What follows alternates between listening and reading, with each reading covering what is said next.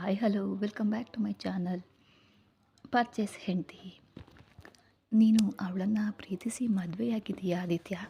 ಹೀಗೆ ಅವಳ ಮೇಲೆ ಡೋಂಟ್ ಕೇರ್ ಅನ್ನೋ ಭಾವನೆನ ಇಟ್ಕೊಳ್ಬಾರ್ದು ಅಂದ್ಲು ದೀಪಿಕಾ. ಅಂದಹಾಗೆ ಗೌರಿಯಲ್ಲಿ ಅವಳು ಕಾಣಿಸ್ತಾ ಇಲ್ವಲ್ಲ? ವಾಶ್ರೂಮ್ನಲ್ಲಿ ಏನಾದ್ರು ಇದ್ದಾಳಾ? ಇವತ್ತೇ ಮದುವೆಯಾಗಿ ಕರ್ಕೊಂಡು ಬಂದಿದೀಯಾ? ಸ್ವಲ್ಪ ಈ ಹುಚ್ಚಾಟಗಳನ್ನು ಬಿಟ್ಟು ಅವಳನ್ನು ಪ್ರೀತಿಯಿಂದ ನೋಡ್ಕೊ ಅಂದ್ಲು ದೀಪಿಕಾ. ಅದು ದೀಪ ಅಂತ ಏನೋ ಒಂದು ಸಬೂಬು ಹೇಳಿ ನೆಪ ಹೇಳಿ ದೀಪಿಕಾನ ಕಳುಹಿಸಿದ ಆದಿತ್ಯ. ನಂತರ ಮಾರನೇ ದಿನ ಬೆಳಗ್ಗೆ, ಅಕ್ಕ ಅಕ್ಕ ಎಲ್ಲಿದೀಯಾ? ಬೇಗ ಬಾ, ಇಲ್ಲಿ ಒಂದು ಗುಡ್ ನ್ಯೂಸ್ ಇದೆ. ಆದಿತ್ಯ ತನ್ನ ರೂಮ್ನಿಂದ ಹೊರಬಂದು ಕಿರುಚ್ತಾ ದೀಪಿಕಾಳನ್ನು ಕರೀತಾ ಇದ್ದ. ಅವನ ದನಿಯಲ್ಲಿ ಒಂದು ವಿಚಿತ್ರವಾದ ಸಂಭ್ರಮ ಇತ್ತು.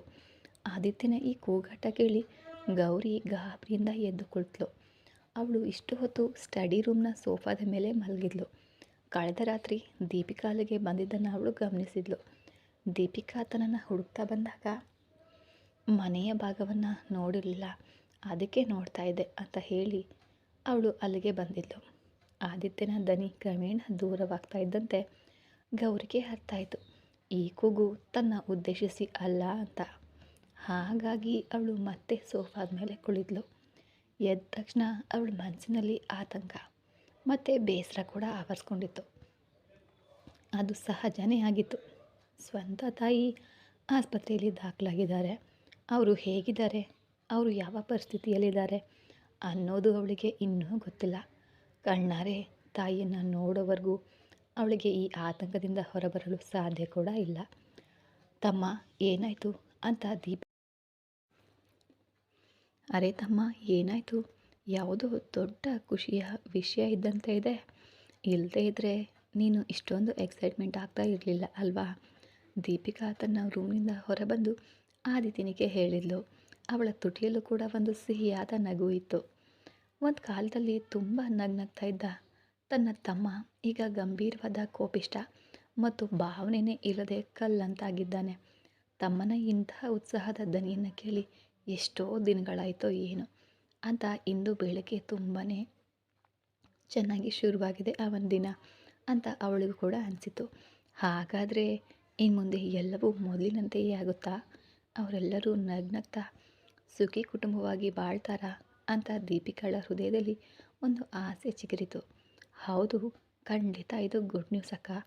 ಮಿಸ್ಟರ್ ವಿವೇಕ್ ರಾಯ್ ಬಿಲ್ಲನ್ನು ಕಳಿಸ್ಕೊಟ್ಟಿದ್ದಾರೆ. ಈ ಮನೆ ಈಗ ನಿನ್ನ ಹೆಸರಿಗೆ. ಇದು ಇನ್ಮುಂದೆ ಬೇರೆ ಯಾರದೂ ಆಗಲ್ಲ ಅಕ್ಕ, ಆದಿತ್ಯ ಹೇಳ್ದ. ಹೋ, ಇದು ತುಂಬ ಒಳ್ಳೆಯ ವಿಷಯ. ದೀಪಿಕಾಳ ದನಿಯಲ್ಲಿ ಆದಿತ್ಯ ನಿರೀಕ್ಷಿಸಿದಷ್ಟು ಉತ್ಸಾಹ ಏನೂ ಇರಲಿಲ್ಲ. ಯಾಕಂದರೆ ಈ ವಿಷಯ ಅವಳಿಗೆ ಮೊದಲೇ ಗೊತ್ತಿತ್ತೇನೋ ಅನ್ನುವಂತೆ ಅವಳ ಪ್ರತಿಕ್ರಿಯೆ ಇತ್ತು. ನನ್ನ ಪ್ರಿನ್ಸ್ ಎಲ್ಲಿದ್ದಾನೆ? ಅವನು ಎದ್ದಿದ್ದಾನಾ ಅಂತ ದೀಪಿಕಾಳ ರೂಮಿನೊಳಗಡೆ ಇಣುಕಿ ಕೇಳಿದ ಆದಿತ್ಯ. ಇಲ್ಲ, ಅವನು ಇನ್ನೂ ಮಲಗಿದ್ದಾನೆ ಕಣೋ ಅಂದ್ಲು ದೀಪಿಕಾ. ಓಕೆ ಅಕ್ಕ, ನಾನು ರೆಡಿಯಾಗೋಕ್ಕೆ ಹೋಗ್ತೀನಿ. ಆದಿತ್ಯ, ತಮ್ಮ ಇಷ್ಟು ಖುಷಿಯಾದ ವಿಷಯವನ್ನು ಸೆಲೆಬ್ರೇಟಿ ಮಾಡಬೇಕು. ನಿಮ್ಮ ರಿಸೆಪ್ಷನ್ ಪಾರ್ಟಿಯಲ್ಲಿ ಈ ಎರಡು ಖುಷಿಯ ವಿಚಾರಗಳನ್ನು ಒಟ್ಟಿಗೆ ಸೆಲೆಬ್ರೇಟ್ ಮಾಡಿದರೆ ಹೇಗಿರುತ್ತೆ ಅಂತ ದೀಪಿಕಾ ಮತ್ತೊಮ್ಮೆ ಆದಿತ್ಯನ ಒಪ್ಪಿಸಲು ಪ್ರಯತ್ನಿಸಿದ್ಲು. ಸರಿ, ಆದರೆ ನನ್ನಿಂದ ಯಾವುದೇ ನಿರೀಕ್ಷೆಯನ್ನು ಇಟ್ಕೊಳ್ಬೇಡ ಅಕ್ಕ. ನಾನು ಅಲ್ಲಿ ಕೇವಲ ಒಬ್ಬ ಗೆಸ್ಟ್ ಥರ ಇರ್ತೀನಿ ಅಷ್ಟೇ ಅಂದ.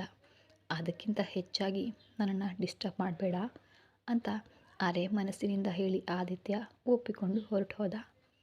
ದೀಪಿಕಾಳ ಮನಸ್ಸಿನಲ್ಲಿ ಈಗ ಲಡ್ಡು ಬಂದು ಬಾಯಿಗೆ ಬಿದ್ದಂತಾಯಿತು. ಅವಳು ಈ ವಿಷಯವನ್ನು ಮೈತ್ರಿ ದೇವಿ ಮತ್ತು ಕನಕಲತಾ ದೇವಿಗೆ ತಿಳಿಸಲು ಕೆಳಗಡೆ ಹೋದಳು. ಆದಿತ್ಯ ಅಲ್ಲಿಲ್ಲದ ಸಮಯ ನೋಡಿ ಗೌರಿ ವಾಶ್ರೂಮ್ಗೆ ಹೋಗಿದ್ಲು.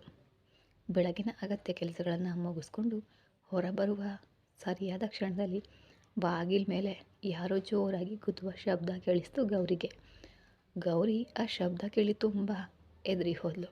ಹೆದರಿಕೆಯಲ್ಲಿ ಅವಳು ಬಾಗಿಲು ತೆರೆಯಲು ಹೋದವಳು ಕೊನೆಯ ಕ್ಷಣದಲ್ಲಿ ತನ್ನನ್ನು ತಾನು ಸಂಭಾಳಿಸ್ಕೊಂಡ್ಳು. ಇಲ್ಲ, ನಾನು ಹೀಗೆ ಹೆದರಿದ್ರೆ ನಡೆಯೋದಿಲ್ಲ. ಬಲಿಷ್ಠ ವ್ಯಕ್ತಿಗಳ ಮುಂದೆ ನಾವು ಕೂಡ ದುರ್ಬಲರಾಗಿ ಕಂಡ್ರೆ ಅವರು ನಮ್ಮನ್ನು ಮತ್ತಷ್ಟು ತುಳಿದು ಹಾಕಿಬಿಡ್ತಾರೆ.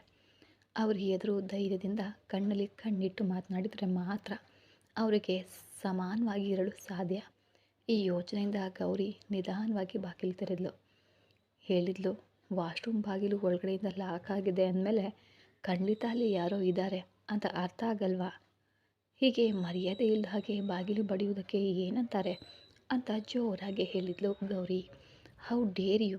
ಮೊದಲನೇದಾಗಿ ನೀನು ನನ್ನ ವಾಶ್ರೂಮ್ನ ಬಳಸುವ ಧೈರ್ಯ ಮಾಡಿದ್ದೀಯಾ. ಎರಡನೇದಾಗಿ ನನಗೆ ಮರ್ಯಾದೆ ಇಲ್ಲ ಅಂತ ಹೇಳ್ತೀಯಾ?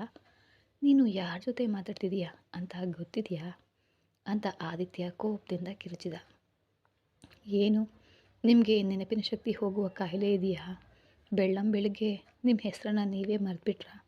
ಅಂದಹಾಗೆ ನಾನು ಯಾವ ವಾಶ್ರೂಮ್ ಬಳಸಬೇಕು ಅಂತ ನೀವೇನು ಹೇಳಿರಲಿಲ್ಲ ಅಲ್ವಾ?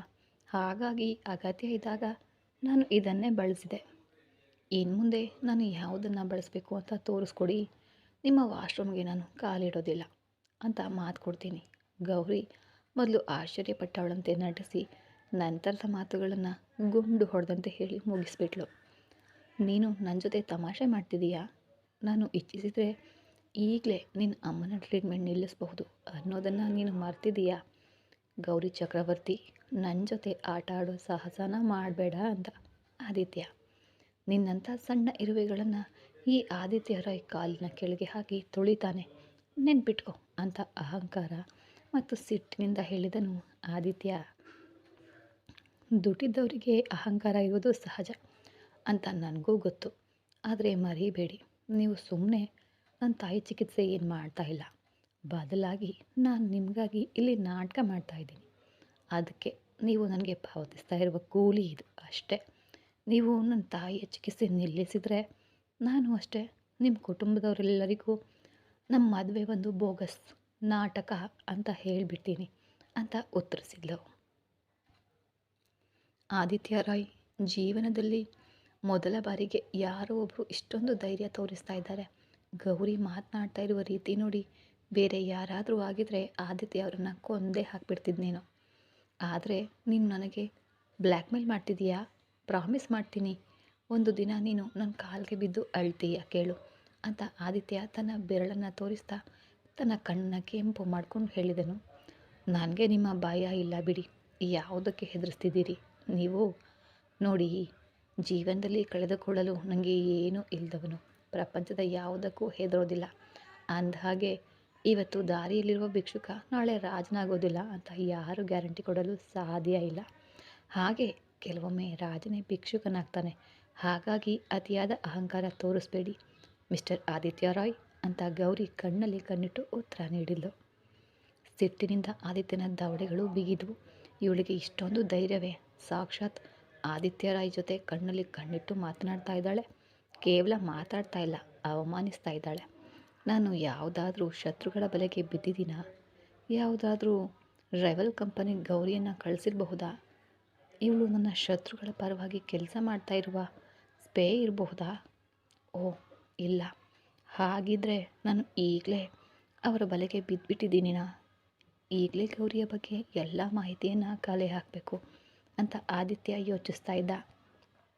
ಆಗ ಗೌರಿ, ಈ ಮನುಷ್ಯಕ್ಕೆ ಹೀಗೆ ನನ್ನ ಮುಖವನ್ನೇ ನೋಡ್ತಿದ್ದಾನೆ, ನಿಜವಾಗಿಯೂ ಅಮ್ಮನ ಟ್ರೀಟ್ಮೆಂಟ್ ನಿಲ್ಲಿಸುವ ಯೋಚನೆ ಮಾಡ್ತಾ ಇದ್ದಾನಾ? ಇಲ್ಲ, ಅದಕ್ಕೆ ಬಿಡಬಾರ್ದು.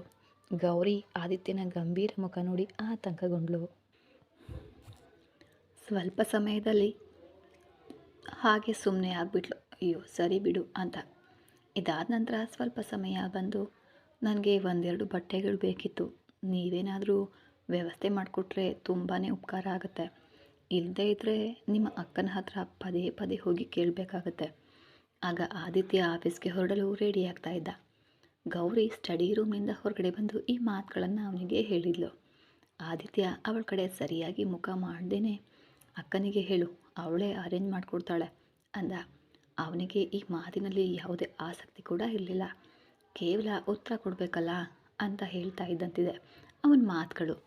ಅದು ನಿಮಗೆ ಗೌರವ ತರುತ್ತಾ? ನೀವು ನನ್ನನ್ನು ಈ ಮನೆಗೆ ಕರ್ಕೊಂಡು ಬಂದಮೇಲೆ ಇಂದಿನಿಂದ ನನ್ನ ಎಲ್ಲ ಜವಾಬ್ದಾರಿ ನಿಮ್ಮದೇ ಅಲ್ವಾ ಅಂದ್ಲು ಗೌರಿ. ಜವಾಬ್ದಾರಿನ ಮಣ್ಣಂಗಟ್ಟಿ. ನಿಖಿಲ್ ಸ್ವಲ್ಪ ಹೊತ್ತಿನಲ್ಲಿ ಬರ್ತಾನೆ, ಅವನು ನಿನ್ನ ಫೋನ್ನ ವಾಪಸ್ ಕೊಡ್ತಾನೆ. ಅದರಲ್ಲಿ ವೈಟ್ ಕಾರ್ಟ್ ಆ್ಯಪ್ನ ಇನ್ಸ್ಟಾಲ್ ಮಾಡಿಕೊಂಡು ನಿನಗೆ ಏನು ಬೇಕೋ ಆರ್ಡರ್ ಮಾಡ್ಕೊ. ಅಂದಹಾಗೆ ನಿನ್ನ ಅಕೌಂಟ್ ಚೆಕ್ ಮಾಡ್ಕೊ. ಅದಕ್ಕೆ ಒಂದಷ್ಟು ದುಡ್ಡು ಬಂದಿದೆ. ಅಷ್ಟೊಂದು ದುಡ್ಡನ್ನು ನೀನು ನಿನ್ನ ಜೀವನದಲ್ಲೂ ನೋಡಿರ್ಲಿಕ್ಕಿಲ್ಲ ಅಂದ. ಕನ್ನಡಿಯ ಮುಂದೆ ನಿಂತು ಹಲ್ಲು ಕಡಿತ ಪಿಸುಗುಟ್ಟಿದ ಆದಿತ್ಯ. ನಂತರ ಗೌರಿ ಕಡೆ ತಿರುಗಿ ಬೆಲೆ ಬಾಳುವ ವಾಚನ ಕಟ್ಕೊಳ್ತಾ ಈ ಮಾತುಗಳನ್ನು ಹೇಳ್ದ. ಸರಿ ಅಂತ ಗೌರಿ ತಣ್ಣಗೆ ಪ್ರತಿಕ್ರಿಯಿಸಿದ್ಲು. ಆದಿತ್ಯ ರಾಯ್ ಯಾವುದೇ ಸಾಮಾನ್ಯ ವಿಷಯ ಹೇಳಿದ ಹಾಗೆ ಅವಳು ನಟಿಸಿದ್ಲು. ನಾನು ಈಗ ಕೆಳಗಡೆ ಹೋಗಬೇಕಾ ಅಥವಾ ಸ್ಟಡಿ ರೂಮ್ನಲ್ಲೇ ಇರಬೇಕಾ? ಮೊದಲೇ ಹೇಳಿಬಿಟ್ರೆ ನನಗೆ ಅನುಕೂಲ. ಇಲ್ಲದೇ ಇದ್ದರೆ ಆಮೇಲೆ ನಿಮ್ಮನ್ನೇ ಸುಮ್ಮನೆ ನೀವು ಜಗಳ ಮಾಡ್ತೀರಾ. ನನಗೆ ಅದು ಸ್ವಲ್ಪ ಕೂಡ ಇಷ್ಟ ಆಗೋದಿಲ್ಲ ಅಂತ ಗೌರಿ ಮತ್ತೆ ಹೇಳಿದ್ಲು. ನೀನೇನು ಇಲ್ಲಿಗೆ ಬಂದಿರೋ ಸ್ಪೆಷಲ್ ಗೆಸ್ಟ್ ಏನಲ್ಲ, ಯಾರೋ ಬಂದು ನಿನಗೆ ಬ್ರೇಕ್ಫಾಸ್ಟ್ ಕೊಡೋದಕ್ಕೆ.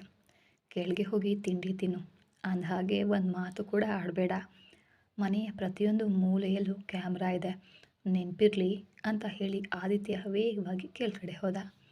ಗೌರಿಗೆ ಈಗ ಅರ್ಥ ಆಯಿತು, ಈ ಮನುಷ್ಯ ಪಕ್ಕ ತಲೆಹರಟೆ. ಇವನು ಮುಂದೆ ಹೆದರಿದ್ರೆ ಇವನು ಇನ್ನೂ ಜಾಸ್ತಿ ತುಳಿತಾನೆ. ಹಾಗಾಗಿ ಇವನಿಗೆ ಹೆದರೋದಿಲ್ಲ ನಾನು ಅನ್ನುವಂತೆ ಇರಬೇಕು ಅಂತ ಅವಳು ನಿರ್ಧರಿಸಿದ್ಲು. ಇತ್ತ ಆದಿತ್ಯ ಹೋದ ಸ್ವಲ್ಪ ಹೊತ್ತಿಗೆ ದೀಪಿಕಾ ರೂಮ್ಗೆ ಬಂದಳು. ಅವಳು ಬಂದ ತಕ್ಷಣ ಆ ಗಂಭೀರ ವಾತಾವರಣವೇ ತಿಳಿಯಾದಂತೆ ಭಾಸವಾಯಿತು ಗೌರಿಗೆ. ಗುಡ್ ಮಾರ್ನಿಂಗ್ ಗೌರಿ, ರಾತ್ರಿ ಚೆನ್ನಾಗಿ ಕಳೀತು ಅಂತ ಅಂದ್ಕೊಳ್ತೇನೆ ಅಂದ್ಲು ದೀಪಿಕಾ ಮುಗುಳ್ನಗ್ತಾ. ಗುಡ್ ಮಾರ್ನಿಂಗ್ ಅಂತ ಗೌರಿ ಪ್ರತಿನಗು ನೀಡಿದ್ಲು. ಅದೇಕೆ ನಿನ್ನ ಮುಖ ಇಷ್ಟು ಒಣಗಿದ ಹಾಗೆ ಇದೆ? ನನ್ನ ತಮ್ಮ ರಾತ್ರಿ ಏನಾದರೂ ಜಾಸ್ತಿ ಕಾಟ ಕೊಟ್ಟನಾ? ದೀಪಿಕಾಳ ಈ ಮಾತನ್ನು ಕೇಳಿ ಗೌರಿ ಅವಳ ಮುಖವನ್ನು ಕಣ್ಣು ದೊಡ್ಡದು ಮಾಡಿ ನೋಡಿದ್ಲು ದೀಪಿಕಾಳನ್ನು. ಹಾಗೆ ನೋಡಬೇಡ, ನಾನು ನಿನಗಿಂತ ದೊಡ್ಡವಳಾದರೂ ನೀನು ನನ್ನನ್ನು ಒಬ್ಬ ಗೆಳತಿಯಂತೆ ಅಂದ್ಕೊಳ್ಬಹುದು ಅಂತ ದೀಪಿಕಾ ಅವಳನ್ನು ಸಮಾಧಾನಪಡಿಸಲು ಹೇಳಿದ್ಲು. ಗೌರಿ ಸಂಕೋಚ ಪಡ್ತಾ ಇದ್ದಾಳೆ ಅಂತ ದೀಪಿಕಾ ಭಾವಿಸ್ತಾ ಇದ್ಲು. ವಿಷಯ ಬದಲಿಸಲು ಗೌರಿ, ಅಯಾನ್ ಎಲ್ಲಿದ್ದಾನೆ, ಕಾಣಿಸ್ತಾ ಇಲ್ಲ ಅಂತ ಕೇಳಿದ್ಲು. ಅವನು ಈಗ ಅವನ ಮಾವನ ಹತ್ರ ಇದ್ದಾನೆ. ಆಫೀಸ್ಗೆ ಹೋಗುವ ಮೊದಲು ಮತ್ತು ಬಂದ ಮೇಲೆ ಅವನು ಅವನ ಮಾವನ ಹತ್ರ ಮುದ್ದಿಸ್ಕೊಳ್ಳೋದು ಅವನಿಗೆ ಅಭ್ಯಾಸ ಆಗಿಬಿಟ್ಟಿದೆ ಅಂದ್ಲು ದೀಪಿಕಾ. ಓ ಅಂದ್ಲು ಗೌರಿ. ಮುಂದೆ ಏನು ಹೇಳಬೇಕೆಂದು ಅವಳಿಗೆ ತೋಚಲಿಲ್ಲ. ಗೌರಿ, ನಾನು ಹೇಳಲು ಬಂದಿದ್ದು ಏನು ಅಂದರೆ, ನಿನಗೆ ನನ್ನ ತಮ್ಮನ ಬಗ್ಗೆ ಗೊತ್ತು ಅಲ್ವಾ? ಅವನಿಗೆ ಈ ಶಾಸ್ತ್ರ ಸಂಪ್ರದಾಯಗಳ ಮೇಲೆ ನಂಬಿಕೆ ಇಲ್ಲ. ಆದರೆ ನೀನು ಕೆಲವು ಸಣ್ಣ ಪುಟ್ಟ ನಿಯಮಗಳನ್ನು ಪಾಲಿಸಿದರೆ ನನಗೆ ಖುಷಿಯಾಗುತ್ತೆ. ಅಂದರೆ ನಿಮ್ಮ ಮದುವೆಯಲ್ಲಿ ನಾವು ಯಾರೂ ಇರಲಿಲ್ಲ ಅಲ್ವಾ? ಯಾವುದೇ ಶಾಸ್ತ್ರಗಳು ಸರಿಯಾಗಿ ನಡೆದಿಲ್ಲ ಅಲ್ವಾ? ಹಾಗಾಗಿ ಅಜ್ಜಿ ಒಂದು ಪೂಜೆಯನ್ನು ಇಟ್ಕೊಂಡಿದ್ದಾರೆ. ನೀನು ಅದರಲ್ಲಿ ಭಾಗವಹಿಸ್ತೀಯಾ ಅಂತ ದೀಪಿಕಾ ಕೇಳಿದ್ಲು. ಖಂಡಿತ, ಪೂಜೆಯಲ್ಲಿ ಭಾಗವಹಿಸೋದು ನನಗೂ ಖುಷಿನೇ ಅಂದ್ಲು ಗೌರಿ. ಅಷ್ಟರಲ್ಲಿ ಕೆಲಸದವಳು ಅಂದರೆ ಮೀನಾಕ್ಷಿ ಬಾಗಿಲ ಹತ್ರ ಬಂದು, ಮೇಡಮ್ ನಾನು ಒಳಗಡೆ ಬರಬಹುದಾ ಅಂತ ಕೇಳಿದ್ಲು. ಬಾ ಮೀನಾಕ್ಷಿ ಅಂದ್ಲು ದೀಪಿಕಾ. ಮೀನಾಕ್ಷಿ ಕೆಲವು ವಸ್ತುಗಳನ್ನು ತಂದು ಸೆಂಟರ್ ಟೇಬಲ್ ಮೇಲೆ ಇಟ್ಟು ಹೋದ್ಲು. ಗೌರಿ, ನೀನು ಬೇಗ ಸ್ನಾನ ಮಾಡ್ಕೊಂಡು ಬಾ. ಇಲ್ಲಿ ಸೀರೆ ಮತ್ತು ಕೆಲವು ಒಡವೆಗಳಿವೆ, ಇದನ್ನೇ ನೀನು ಹಾಕ್ಕೊಂಡು ಪೂಜೆಗೆ ಕೂರಬೇಕು. ನೀನು ಒಬ್ಬಳೇ ರೆಡಿ ಆಗಬಲ್ಲೆಯಾ ಅಥವಾ ಸಹಾಯ ಬೇಕಾ ಅಂತ ದೀಪಿಕಾ ಕೇಳಿದ್ಲು ಗೌರಿಯನ್ನು. ನನಗೆ ಸೀರೆ ಉಡೋಕೆ ಬರಲ್ಲ ಅಂತ ಗೌರಿ ಮೆಲ್ಲನೆ ಹೇಳಿದ್ಲು. ಸರಿ, ಹಾಗಾದರೆ ನೀನು ಮೊದಲು ಸ್ನಾನ ಮಾಡು, ನಾನು ಆಯಾನ್ಗೆ ತಿಂಡಿ ತಿನ್ನಿಸಿ ಬರ್ತೀನಿ. ಅಂದಹಾಗೆ ನೀನು ಬೇಕಾದರೆ ನನ್ನನ್ನು ಆದಿತ್ಯ ಮತ್ತು ಆರು ಕರೆಯುವ ಹಾಗೆಯೇ ಅಕ್ಕ ಅಂತಲೇ ಕರಿಬಹುದು ಅಂದ್ಲು ದೀಪಿಕಾ. ದೀಪಿಕಾಳಿಗೆ ಗೌರಿಯ ಸಂಕೋಚ ಅರ್ಥ ಆಗ್ತಿತ್ತು. ಹಾಗಾಗಿ ಅವಳನ್ನು ಮನೆಯವರು ಅನ್ನೋ ರೀತಿ ಅವಳ ಮನಸ್ಸಲ್ಲಿ ಬರಬೇಕು, ಹಾಗೆ ಮಾಡ್ಕೊಳ್ಬೇಕು ಅಂತ ಪ್ರಯತ್ನಿಸ್ತಾ ಇದ್ಲು. ಸರಿ ಅಕ್ಕ ಅಂದ್ಲು ಗೌರಿ. ದೀಪಿಕಾಳ ಪ್ರೀತಿಯನ್ನು ಕಂಡು ಗೌರಿಗೆ ಮನಸ್ಸಿನಲ್ಲಿ ಕಷ್ಟ ಅನ್ನಿಸ್ತಿತ್ತು. ಯಾಕಂದರೆ ಇಂತಹ ಒಳ್ಳೆ ಮನಸ್ಸಿನ ಜನರನ್ನು ನಾನು ಯಾಮಾರಿಸ್ತಾ ಇದ್ದೀನಿ ಅಂತ ಅವಳಿಗೆ ತನ್ನ ಬಗ್ಗೆ ತನಗೇ ಬೇಸರ ಆಯಿತು. ತನ್ನ ಪರಿಸ್ಥಿತಿ ಅಷ್ಟೊಂದು ಕೆಟ್ಟದಾಗಿತ್ತು, ಏನು ಮಾಡಲು ಆಗಿರಲಿಲ್ಲ ಅವಳಿಗೆ. ಅದಕ್ಕಾಗಿಯೇ ಇಂತಹ ಕೆಲಸಕ್ಕೆ ಒಪ್ಕೊಳ್ಬೇಕಾಯ್ತು. ಸತ್ಯ ತಿಳಿದಾಗ ಖಂಡಿತ ಈ ಮನೆಯವರು ತನ್ನನ್ನು ಕ್ಷಮಿಸೋದಿಲ್ಲ ಅಂತ ಅವಳು ನೊಂದ್ಕೊಂಡ್ಳು. ನಂತರ ಗೌರಿ ಸ್ನಾನಕ್ಕೆ ಹೋದಳು. ಮೀನಾಕ್ಷಿ ತಂದಿದ್ದ ಬಟ್ಟೆಗಳಲ್ಲಿ ಬ್ಲೌಸ್, ಪೆಟಿಕೋಟ್ ಮತ್ತು ಒಳ ಉಡುಪುಗಳನ್ನು ತಗೊಂಡ್ಳು. ಒಳ್ಳೆ ಸುಗಂಧದ ಬಾಡಿ ವಾಶ್ ಹಚ್ಚಿ ಸ್ನಾನ ಮಾಡಿದ್ಳು. ಎಣ್ಣೆ ಇಲ್ಲದ ಕಾಂತಿ ಕಳ್ಕೊಂಡಿದ್ದ ಅವಳ ಕೂದಲು ಆ ಬೆಲೆ ಬಾಳುವ ಶಾಂಪು ಹಚ್ಚಿದ ತಕ್ಷಣವೇ ರೇಷ್ಮೆಯಂತೆ ಮೃದುವಾಯಿತು. ಸ್ನಾನ ಮುಗಿಸಿ ಮೈ ಒರೆಸ್ಕೊಂಡು ಬ್ಲೌಸ್ ಮತ್ತು ಪೆಟಿಕೋಟ್ನ ಧರಿಸಿದ್ಲು. ಒಂದು ಟವಲನ್ನು ಹೆಗಲ ಮೇಲೆ ಹಾಕ್ಕೊಂಡು ಎದೆ ಮತ್ತು ಹೊಟ್ಟೆ ಮುಚ್ಚಿಕೊಳ್ಳುವಲು ಪ್ರಯತ್ನಿಸ್ತಾ ರೂಮಿಗೆ ಬಂದಳು. ಅವಳ ಕೂದಲಿನಿಂದ ಇನ್ನೂ ನೀರು ಹನಿ ಹನಿಯಾಗಿ ಜಿನುಗ್ತಾ ಇತ್ತು. ಅವಳ ಹೊಟ್ಟೆ ಭಾಗ ಸ್ವಲ್ಪ ಕಾಣಿಸ್ತಾ ಇತ್ತು. ದೀಪಿಕಾ ರೂಮ್ನಲ್ಲಿ ಇಲ್ಲದೇ ಇದ್ದಿದ್ದರಿಂದ ಸೀರೆ ಉಡೋದು ಹೇಗೆ ಅಂತ ಆತಂಕದಿಂದ ಸುತ್ತಲೂ ನೋಡಿದ ಗೌರಿ ತಟ್ಟನೆ ಬೆಚ್ಚಿಬಿದ್ಲು. ನೀವು ಇಲ್ಲೇನು ಮಾಡ್ತಾ ಇದ್ದೀರಾ ಅಂತ ಗೌರಿ ಕಣ್ಣು ದೊಡ್ಡದು ಮಾಡಿ ಆದಿತ್ಯನನ್ನು ಕೇಳಿದ್ಲು. ಆದಿತ್ಯ ಯಾವುದೋ ಅರ್ಜೆಂಟ್ ಫೈಲ್ ಮರೆತು ಹೋಗಿದ್ದರಿಂದ ಅದನ್ನು ತೆಗೆದುಕೊಳ್ಳಲು ವಾಪಸ್ ಬಂದಿದ್ದ. ಗೌರಿ ಇನ್ನೂ ಸ್ಟಡಿ ರೂಮ್ನಲ್ಲೇ ಇದ್ದಾಳೆ ಅಂತ ಅವನು ಭಾವಿಸಿದ. ತಂದೆ ರೂಮ್ನಲ್ಲಿ ಇಂಥ ಪ್ರಶ್ನೆ ಕೇಳಿದ್ದಕ್ಕೆ ಆದಿತ್ಯನಿಗೆ ಸಿಟ್ಟು ಬಂತು. ಹೌ ಡೇರ್ ಯು, ನನ್ನ ಹತ್ರ ಹೀಗೆ ಮಾತನಾಡೋಕ್ಕೆ ನಿಮಗೆ ಎಷ್ಟು ಧೈರ್ಯ ಅಂತ ಗದರಿಸಿದನು ಆದಿತ್ಯ. ಗೌರಿಯನ್ನು ಆ ಸ್ಥಿತಿಯಲ್ಲಿ ನೋಡಿದ ಆದಿತ್ಯ ಒಂದು ಕ್ಷಣ ಸ್ತಬ್ಧನಾದ. ನಂತರ ಕಣ್ಣು ತಿರುಗಿಸ್ಕೊಂಡು ಯಾವ ಹೆಣ್ಣಿಗೂ ನಾನು ಸೋಲ್ಬಾರ್ದು ಅಂತ ಅಂದ್ಕೊಂಡು ಮತ್ತೆ ಅವಳ ಕಣ್ಣಲ್ಲಿ ಕಣ್ಣಿಟ್ಟು, ವಾಹ್, ನಿನ್ನ ಆಟ ಶುರು ಮಾಡಿದ್ಯಾ? ನಿನ್ನ ಮಾಹಿತಿಗಾಗಿ ಹೇಳ್ತಿದ್ದೀನಿ, ಆದಿತ್ಯರನ್ನ ಬುಟ್ಟಿಗೆ ಹಾಕೊಳ್ಳೋದು ಏನು ಅಷ್ಟು ಸುಲಭ ಅಲ್ಲ.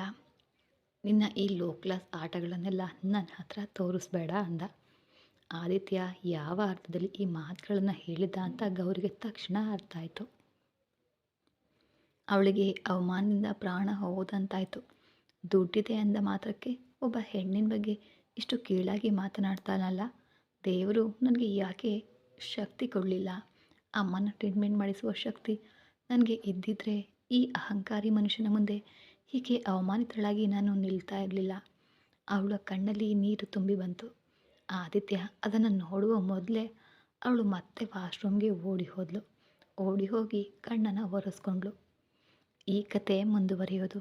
ಗೌರಿ ಈ ಅವಮಾನವನ್ನು ಹೇಗೆ ಸಹಿಸ್ಕೋತಾಳೆ, ಪೂಜೆ ಸಮಯದಲ್ಲಿ ಆದಿತ್ಯನ ನಡವಳಿಕೆ ಹೇಗಿರುತ್ತೆ ಅಂತ ಮುಂದಿನ ಎಪಿಸೋಡಲ್ಲಿ ನೋಡೋಣ. ಅಲ್ಲಿವರೆಗೂ ಬಾಯ್ ಬಾಯ್. ಇನ್ನೂ ಯಾರು ಚಾನಲ್ನ ಸಬ್ಸ್ಕ್ರೈಬ್ ಮಾಡಿಲ್ಲ ದಯವಿಟ್ಟು ಸಬ್ಸ್ಕ್ರೈಬ್ ಮಾಡ್ಕೊಂಡು ಲೈಕ್ ಮಾಡಿ, ಹಾಗೆ ಸಪೋರ್ಟ್ ಮಾಡಿ.